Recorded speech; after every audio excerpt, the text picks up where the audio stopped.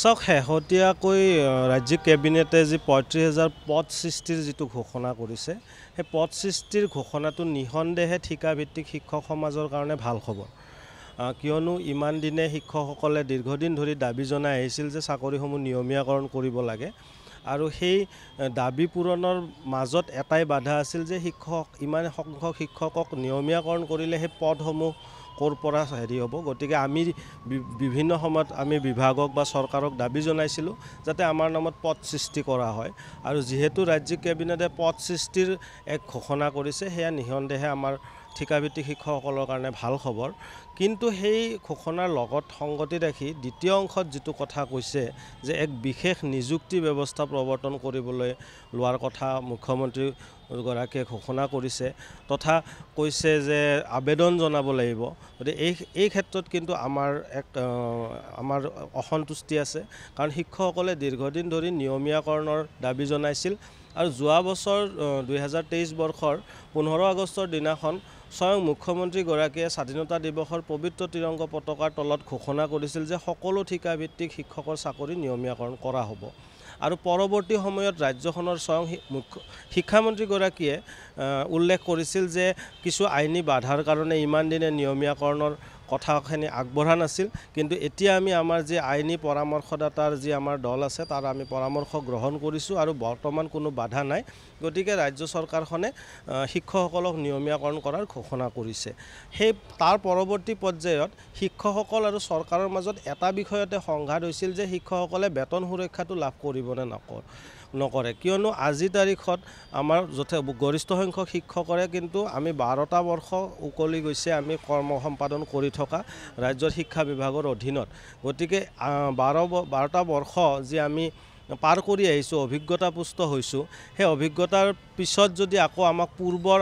নতুন স্থানত বা নতুনকৈ দৰমহাৰে আমাক নিয়মীয়াকৰণ কৰে তেতিয়া সেই ক্ষেত্ৰত শিক্ষকসকলে অসন্তুষ্টি প্ৰকাশ কৰিছিল। যোৱা ৭ ডিচেম্বৰত মুখ্যমন্ত্ৰী মহোদয়ৰ সৈতে শিক্ষকসকলৰ সভা হৈছিল। সেই সভাতো শিক্ষকসকলে অনুৰোধ জনাইছিল, আহ্বান জনাইছিল যে আমাক চাকৰিটো বেতন সুৰক্ষাসহ নিয়মীয়াকৰণ লাগে আৰু পৰৱৰ্তী পৰ্যায়ত যেতিয়া বিভাগে বেতন সুৰক্ষা নিদিয়াকৈ নিয়মীয়াকৰণৰ দিশত আগবাঢ়িছিল তাৰ পৰিপ্ৰেক্ষিতত সদৌ অসম প্ৰাথমিক টেটোত্তীৰ্ণ শিক্ষক সমাজৰ বেনাৰত মহামান্য গুৱাহাটী উচ্চ ন্যায়ালয়ত এক গোচৰো ৰুজু হৈছে যে বেতন সুৰক্ষাটো শিক্ষকসকলে লাভ কৰিব নে নকৰিব তাৰে ওপৰত। গতিকে সামগ্ৰিকভাৱে বৰ্তমান সময়ত যিসমূহ ঘোষণা কেবিনেটত কৰা হৈছে বা আমাৰ যি চাকৰিটো পুনৰ এক নতুন নিযুক্তিৰ জৰিয়তে বা নতুনকৈ আবেদন জনোৱাৰ যিটো এক প্ৰক্ৰিয়াৰ কথা তেখেতে উল্লেখ কৰিছে। গতিকে বৰ্তমান কিন্তু শিক্ষকসকলৰ নিয়মীয়াকৰণৰ বিষয়টো আদালতৰ এক বিচাৰাধীন বিষয় আৰু চৰকাৰক আদালতে বাৰম্বাৰ জনাইছে যে আপোনালোকে বিস্তৃত ৰূপত অন্তৰ্বৰ্তীকালীন যি আবেদন সেয়া আপোনালোকে জমা কৰক কোৰ্টত, কিন্তু তেওঁলোকে সময়ৰ পিছত সময় লৈ আছে যদিও আজি তাৰিখলৈকে কিন্তু সেই শপতনামা বা সেই আবেদন তেওঁলোকে জমা কৰা নাই। গতিকে যিহেতু গোটেই বিষয়টো আদালতৰ বিচাৰাধীন বিষয় আৰু আমি শিক্ষকসকলে আজিও আমি আস্থা প্ৰকাশ কৰিছোঁ যে আমি ন্যায়ালয়ত আমি ন্যায় পাম আৰু যিহেতু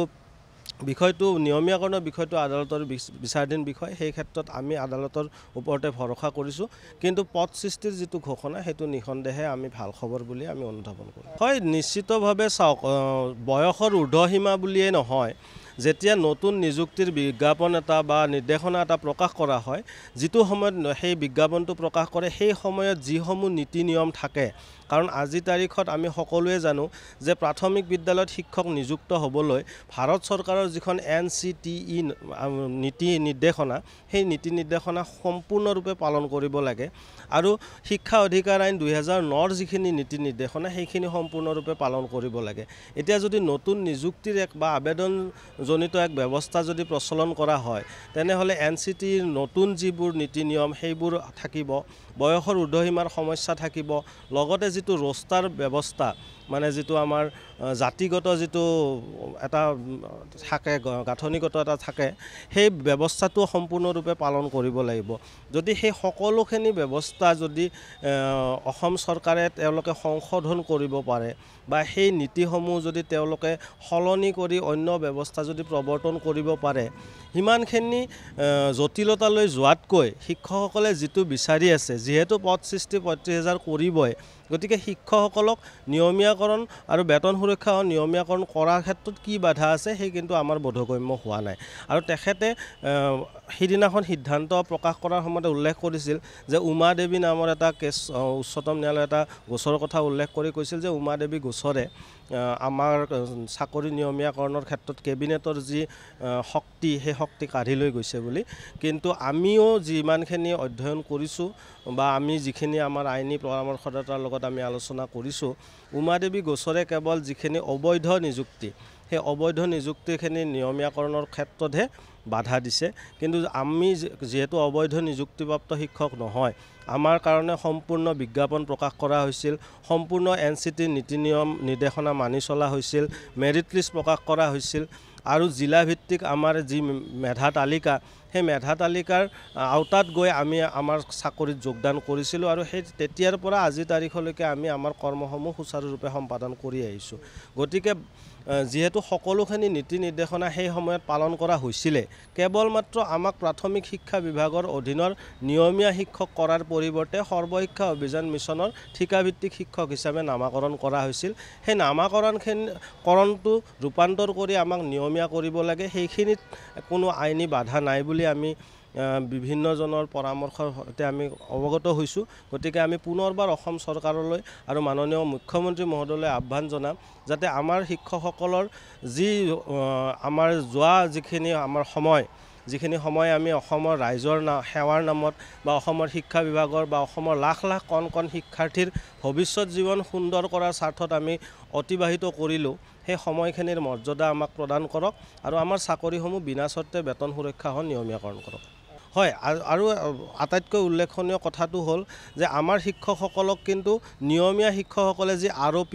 ৰিভিজন অফ পে মতে দৰমহা লাভ কৰে, আমিও সেই একে হাৰতে তেওঁলোকে যি বাৰ্ষিক বৃদ্ধি পায় আমিও সেই বাৰ্ষিক বৃদ্ধি পাওঁ, সেই হাৰতে আমাক প্ৰদান কৰি আহিছে। গতিকে সেই বাৰ্ষিক বৃদ্ধি অভিজ্ঞতাৰ ওপৰত প্ৰদান কৰা হয়। যেতিয়া এজন ব্যক্তি এবছৰ তেওঁ অভিজ্ঞ হয় তেতিয়াহ'লে তেওঁ তাৰে ওপৰত 3% এটা বাৰ্ষিক বৃদ্ধি প্ৰদান কৰা হয় আৰু সেই বৃদ্ধি যোগ হৈ ধৰক যেতিয়া সময় অতিবাহিত হয় তেতিয়া শিক্ষকসকলৰ বা কৰ্মচাৰীসকলৰ দৰমহাটো বৃদ্ধি হয়। গতিকে আমি আজি 12টা বছৰত সেই বাৰ্ষিক বৃদ্ধি লাভ কৰি এটা আজিৰ তাৰিখত চলিব পৰা এটা দৰমহা এটা আমি লাভ কৰি আছোঁ। কিন্তু যিহেতু আজি আমি সকলোৱে জানো যে মূল্য বৃদ্ধি বা বৰ্তমান সময় পৰিস্থিতিত কি ধৰণে মানুহক মানে ধনৰ প্ৰয়োজন হৈছে, তেনে পৰিস্থিতিত যদি আমাক আকৌ 12টা বৰ্ষ পিছুৱাই দিয়া হয় তেনেহ'লে আমাৰ শিক্ষকসকলৰ পৰিয়াল বা আমাৰ যিখিনি দৈনন্দিন বা জীৱন ধাৰণৰ যিখিনি প্ৰণালী সেই গোটেইটোতে এটা ব্যাপক প্ৰভাৱ পৰিব আৰু শিক্ষকসকল যথেষ্ট ক্ষতিগ্ৰস্ত হ'ব আৰু এই ব্যৱস্থাৰে শিক্ষকসকলৰ যিটো মানসিক অৱস্থা সেই মানসিক অৱস্থা যথেষ্ট জুৰুলা হ'ব। আৰু আমি সকলোৱে জানো যে অসুস্থ মানসিকতাৰে কিন্তু শিক্ষাৰ্থীসকলক সুস্থ পাঠদান কৰিব নোৱাৰি।